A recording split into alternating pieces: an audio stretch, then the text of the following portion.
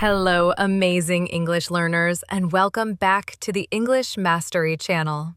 I'm Emily, your host, and I'm absolutely thrilled to have you join us today. And I'm Paul, as always, happy to be here. Emily, you mentioned we have a really special topic today, something a bit different, right? Something that I think everyone, everywhere, can relate to. Precisely, Paul. Today we're diving into a daily routine, but it's not just any routine. We're not talking about a boring schedule. This is the story of Julia, a vibrant American who is trying to find her rhythm while living abroad in London. It's a tale of adapting, exploring, and truly making a new city feel like home. Ah, a cultural blend. An American in London. That sounds like it could lead to some interesting experiences and certainly a lot of great vocabulary for our listeners. I'm fascinated already. So, tell us about Julia. What brings her to our fair capital? Well, Julia works for a bank, a very prestigious one in the financial sector. She was a rising star in their bustling New York office, and she was offered a fantastic promotion, a transfer to the equally dynamic London branch. It was a huge move, a brilliant career opportunity she couldn't turn down, but also a huge personal adjustment. Oh, I can only imagine. Going from the frantic, 24/7 pace of New York City to, well, the slightly less frantic, but still incredibly vibrant pace of London. That's quite a shift. It's like learning a new dance to a familiar song. That's a perfect way to put it. And while she absolutely loves the energy of London, the history, the architecture, the beautiful parks, it's her new city after all. She often finds herself thinking about the busy, iconic streets of New York. You know, that constant buzz, the symphony of yellow cabs, the sheer verticality of the skyscrapers. There's a certain raw, unapologetic energy there that's hard to replicate. Yes. New York definitely has its own unique pulse. It's a city that never sleeps, as they say. London's banking world, of course, keeps her incredibly busy, no doubt. The financial district here is a hive of activity. But sometimes, I imagine, even that energy can start to feel a little, well, repetitive, wouldn't you say? She feels it deeply. Despite the prestige and the fast-paced environment, the core routine of banking sometimes feels just a bit repetitive. The long hours, the intense focus on numbers and spreadsheets, it started to feel like she was living the same day over and over. So, Julia, being the vibrant, proactive person she is, decides she needs to actively bring a touch of New York, that familiar, comforting, energetic part of her identity, to her London days. It's her way of creating a balance, a bridge between two worlds. That's a brilliant idea. A conscious effort to blend her two lives rather than replacing one with the other. I'm eager to hear how she does it. So, let's start at the very beginning of her day. This brings us to Part 1, the morning routine, a bridge to home. Okay, so every morning, instead of just rushing through breakfast like she might have done in her early New York days, grabbing a bagel and a coffee and running out the door, Julia now takes a very deliberate moment for herself. She meditates. Meditation. That's quite a contrast to the rushing through breakfast image. A very intentional way to start the day, especially in a city that's always on the move. It really is. This quiet practice, even if it's just for 10 or 15 minutes, truly helps her start the day with a calm mind. It's her anchor before the whirlwind of the banking world begins. She says it's essential for maintaining her mental well-being and keeping that New York vibrancy intact, but in a focused, peaceful way. It's her quiet rebellion against the chaos. I understand that completely. A moment of stillness before the storm. It allows you to be the director of your day, not just a passenger. So, after her meditation, is she facing a long, stressful commute on the tube? Thankfully, no. Her apartment is actually not far from her office, which is a true blessing in London. So, on her walk to work, a pleasant stroll through some lovely streets. Instead of getting lost in her own thoughts or just listening to the city sounds, she intentionally brings a piece of home with her. Ah, I'm guessing this involves technology. Does she listen to music, perhaps? Some classic American rock? Even better, she listens to an American podcast. Not just any podcast, but one filled with lively talks, fast-paced debates, and familiar accents. These vibrant discussions, the quick wit, the specific cultural references, they powerfully remind her of the atmosphere, the intellectual energy, and the everyday conversations she enjoyed back in New York. That makes perfect sense.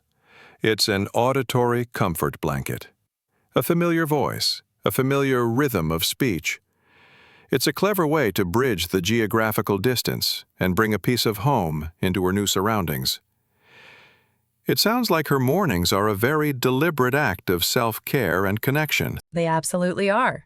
It's her intentional way of making sure she gets the best of both worlds: the calm of her meditation, the familiarity of her American roots, and the excitement of a London morning, all wrapped into her routine. She arrives at work feeling grounded and connected.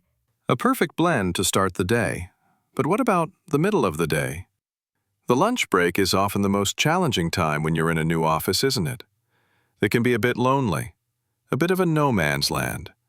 This brings us to part 2, the workday, finding connection. You've hit on a key point, Paul. At first, it was exactly that. During her lunch breaks at the bank, she fell into the classic new employee trap.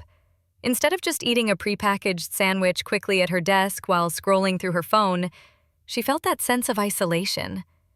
She'd see groups of colleagues heading out, laughing and chatting, and feel like she was on the outside looking in.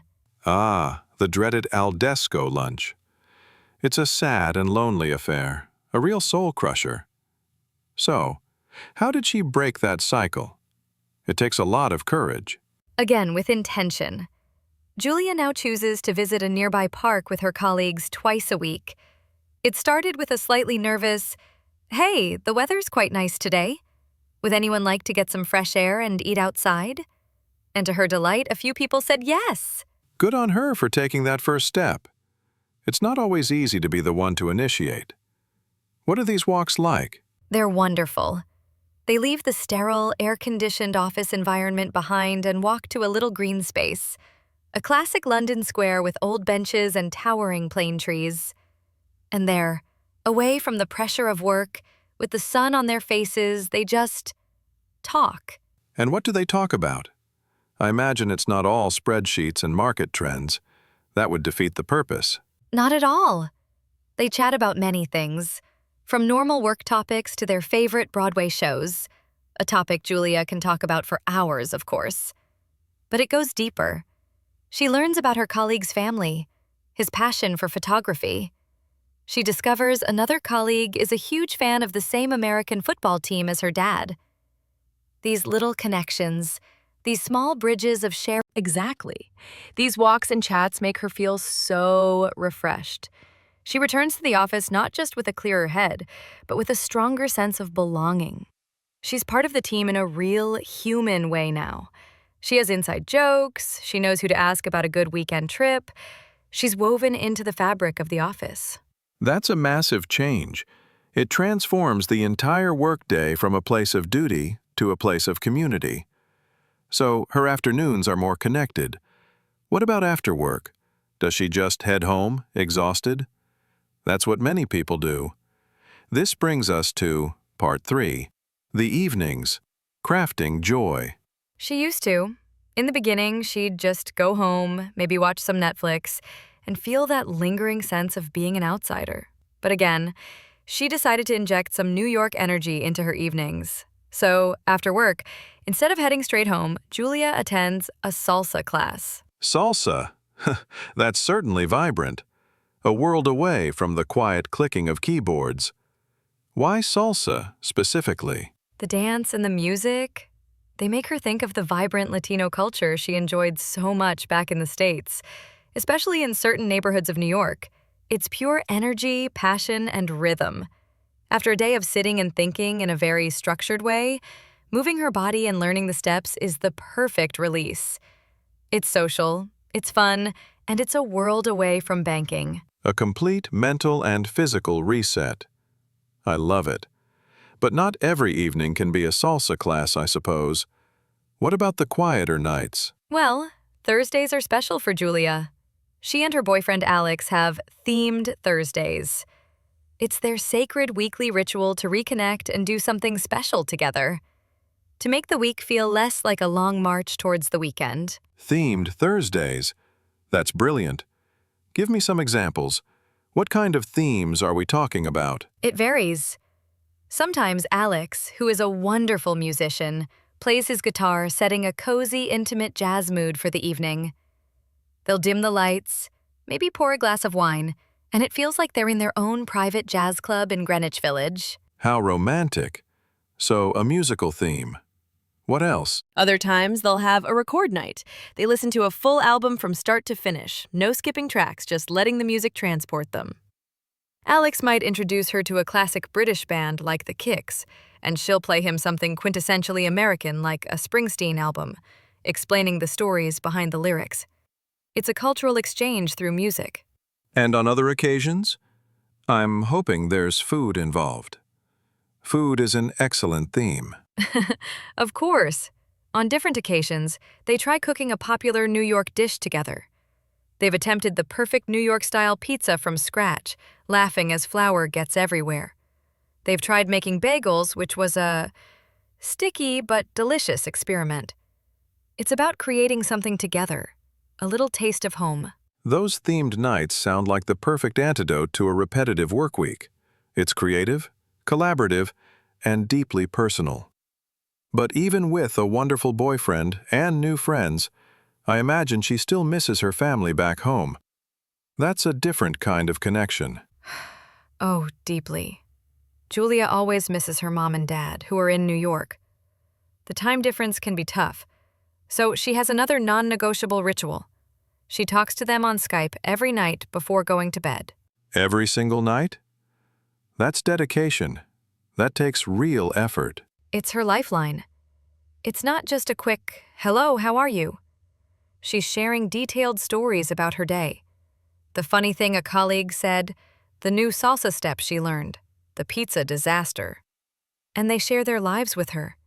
It's that bittersweet feeling of seeing their familiar faces and their living room on a screen, thousands of miles away. It makes the distance feel both immense and insignificant at the same time.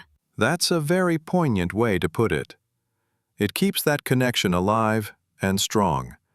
So her weekdays are becoming this rich tapestry of experiences. What about the weekends? Does she use that time to explore her new city? This must be Part 4, The Weekends, Building a New Life. She absolutely does. On weekends, Julia loves to explore. London has so many things to see and do, it's endless.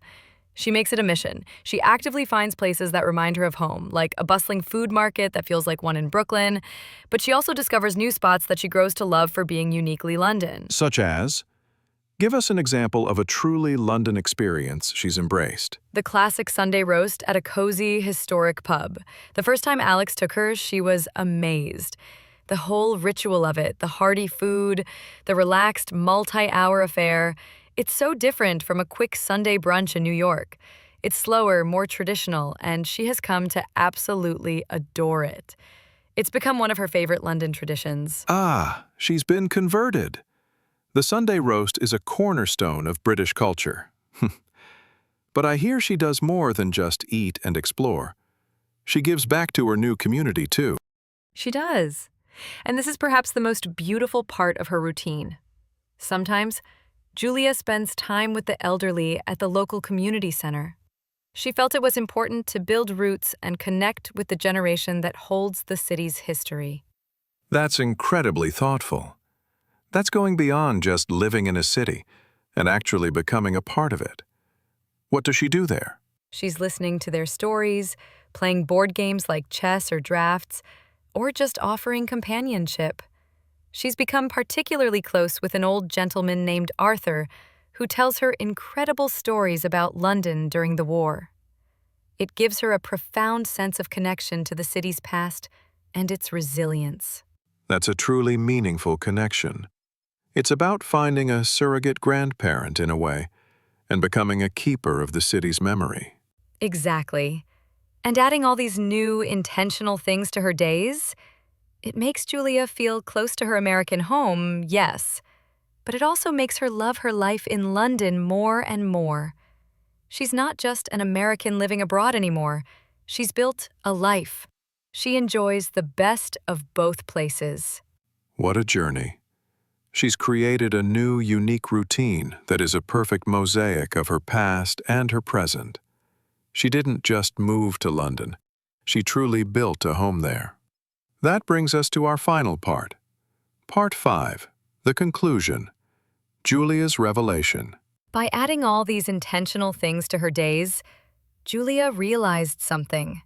She still felt close to her American home, but she was also falling deeply in love with her life in London.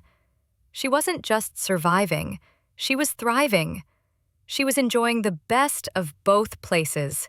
What a powerful journey. She didn't just move to London, she truly built a home there. An inspiring story for anyone feeling a little lost in their own routine.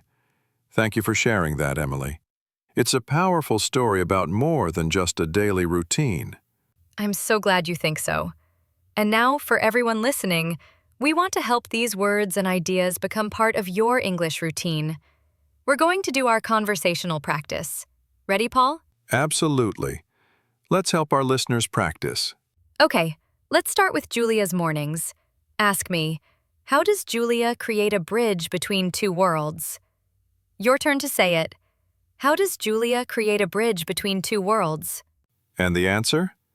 She starts her day with intentional self-care and listens to a podcast that reminds her of home. Now you try.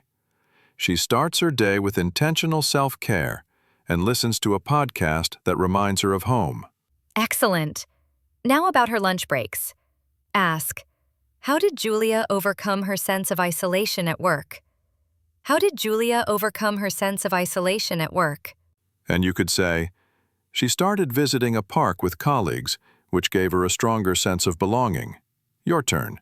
She started visiting a park with colleagues, which gave her a stronger sense of belonging. Perfect.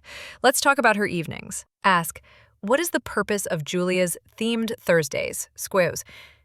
What is the purpose of Julia's themed Thursdays? A great answer would be, they are a sacred weekly ritual to reconnect and have a cultural exchange. Try that one. They are a sacred weekly ritual to reconnect and have a cultural exchange. You're all doing wonderfully. Last one, about her weekends. Paul, ask me, how does Julia build roots in her new community? Squiz.